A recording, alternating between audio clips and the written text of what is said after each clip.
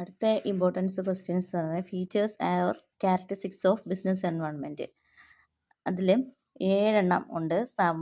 Some of internal and external forces, specific and general forces,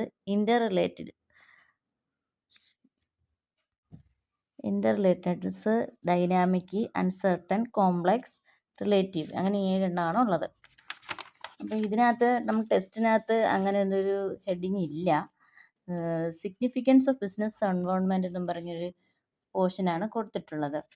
അതിൽ തന്നെ 4 point കിടപ്പുണ്ട്. Just അതൊന്ന് വായിച്ച് പോയാലും മതിയാവും. ഇതിൻ്റെ നോട്ട് ആവശ്യമുണ്ടെങ്കിൽ കമൻറ്റ് ലിങ്കിൽ ചോദിച്ചാൽ തരാം. ടൈപ്സ് ഓഫ് എൻവയോൺമെൻ്റ് ആണ് അടുത്തത്. ടൈപ്സ് ഓഫ് എൻവയോൺമെൻറ്റ് ടെസ്റ്റ് ഉള്ളതാണ്. അതിൽ മാക്രോയും മൈക്രോയും 2 ആണ് ടൈപ്സ് ഓഫ് എൻവയോൺമെൻറ്റിൽ ഉള്ളത്. മൈക്രോ എൻവയോൺമെൻറ്റും മാക്രോ എൻവയോൺമെൻറ്റും. അതിൽ മൈക്രോ എൻവയോൺമെൻറ്റിൻ്റെ കമ്പോണൻസ് ആണ് customers, competitors, suppliers, workers, public.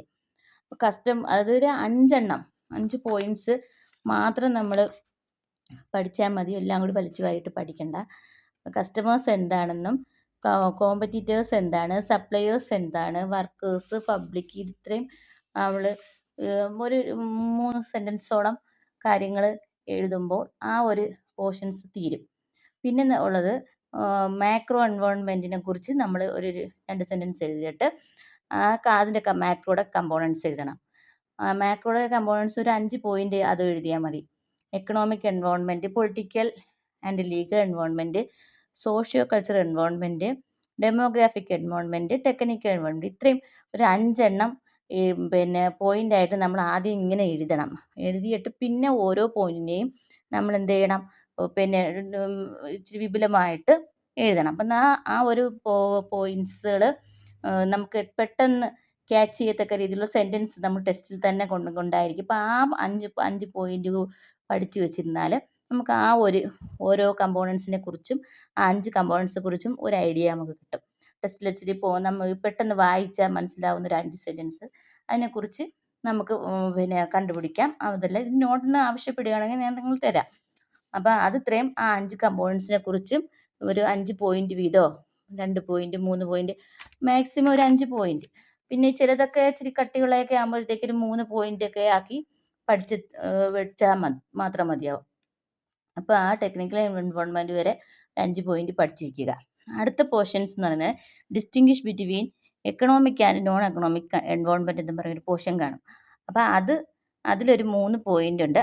അത് മനസ്സിലാക്കി വെക്കുക. അത് കഴിഞ്ഞിട്ട് emerging scenario of business environment in India എന്നും പറഞ്ഞ് അടുത്തൊരു ഭാഗമാണ്. ആ പോർഷൻസിൽ ഒരു എസ്സേ നമുക്ക് പ്രതീക്ഷിക്കാം. അത് അതിൻ്റെ ഒരു 6 പോയിന്റ്, അതായത് political uncertainty, globalization, economic liberalization, technological revolution, outsourcing, emerging rural market, ഇത്രയും ഒരു 6 പോയിന്റ് ഉണ്ട്. അതിൻ്റെയും കുറച്ച് 2-3 സെൻറ്റൻസ് വീതം പഠിച്ചു വെക്കുക. അപ്പോഴത്തേക്കും അത് ഇത്രയും ഏകദേശം നമുക്ക് മനസ്സിലാക്കി എടുക്കാൻ പറ്റും. പിന്നുള്ളത് എൻവയോൺമെൻറ്റൽ സ്കാനിങ് എന്ന് പറയുന്നൊരു പോർഷൻസ് ആണുള്ളത്. ആ പോർഷൻസിൽ എന്താണ് ആ സ്കാനിങ് എന്താണെന്നുള്ളതൊരു കുറച്ച് 2 സെൻറ്റൻസോളം പഠിച്ചിട്ട് എഴുതിയിട്ട് പിന്നെ സിഗ്നിഫിക്കൻസ് ഓഫ് എൻവയോൺമെൻറ്റൽ സ്കാനിങ് എന്നും പറഞ്ഞ് അടുത്ത ഹെഡിങ് കൊടുക്കുക. എന്നിട്ട് അതിനെക്കുറിച്ചൊരു 4 പോയിന്റ്. ആ പോയിന്റുകൾ വേണമെങ്കിൽ ഞാൻ പറയാം. It help to identify opportunity that for an organization. It helps identity the taste and performance of the customers. It help to modify and adopt new technology. It helps to frame new policies. It helps to optimum use of available resources. It helps to face competition. അങ്ങനെ ഇത്രയും point 6 ഉണ്ട്. അത് ആ പോയിന്റ്സുകൾ ഒന്ന് മനസ്സിലാക്കി വയ്ക്കുക. അടുത്ത portions എന്ന് പറയുന്നത് ക്യാരക്ടറിസ്റ്റിക്സ് ഓഫ് എൻവയോൺമെൻറ്റൽ സ്കാനിങ് എന്നാണ്. അപ്പോൾ അതിനകത്തും ഒരു 5 പോയിന്റ് ഉണ്ട്.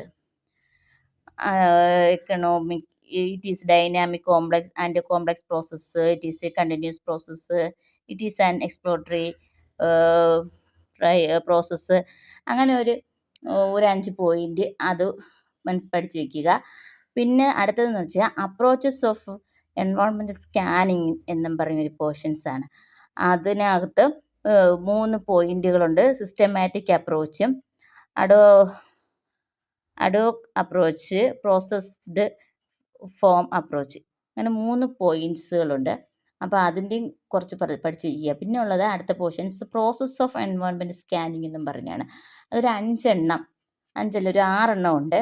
Identify the environment variables, identifying source of information, selecting the approach, techniques or methods to be used, factors affecting environment scanning, preparing EDP, അങ്ങനെ ഒരു 6 പോയിന്റ്സ്. അപ്പോൾ ഇത്രയും ആവുമ്പം ഈ ഫസ്റ്റ് ചാപ്റ്ററിലെ ഏകദേശം എല്ലാം നമുക്ക് ക്ലിയർ ആയിട്ട് കിട്ടും.